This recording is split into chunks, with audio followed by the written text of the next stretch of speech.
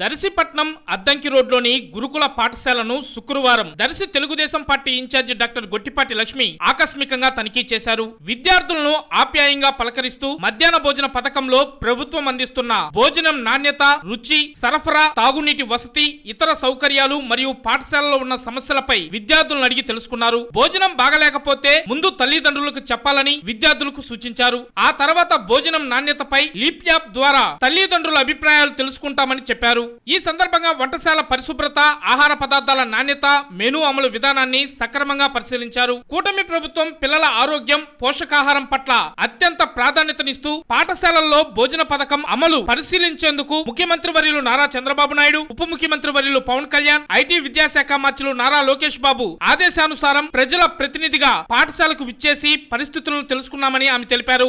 అలాగే విద్యార్థులతో ఆత్మీయంగా ముచ్చటిస్తూ వారి అభ్యాసం, పాఠశాలలో ఉన్న సౌకర్యాలపై అభిప్రాయాలు తెలుసుకున్నారు. పాఠశాలలో మౌలిక వసతులు, విద్యా బోధన విధానాన్ని కూడా పరిశీలించారు. ప్రతి పాఠశాలలో విద్యార్థులకు ప్రభుత్వం అందిస్తున్న వసతులు, మధ్యాహ్న భోజన పథకం, పాఠశాల పరిశుభ్రత, త్రాగునీరు తదితర అంశాలపై శ్రద్ధ వహించాలని ఆమె కోరారు. ఈ కార్యక్రమంలో పాఠశాల అధ్యాపకులు, దర్శి మున్సిపల్ చైర్మన్ నార్పశెట్టి పిచ్చయ్య, దర్శి పట్టణ టీడీపీ అధ్యక్షులు చిన్న, కౌన్సిలర్లు ఇత్తడి సునీతా దినకర్, స్థానిక పార్టీ నాయకులు, కార్యకర్తలు, అభిమానులు తదితరులు ఈ కార్యక్రమంలో పాల్గొన్నారు.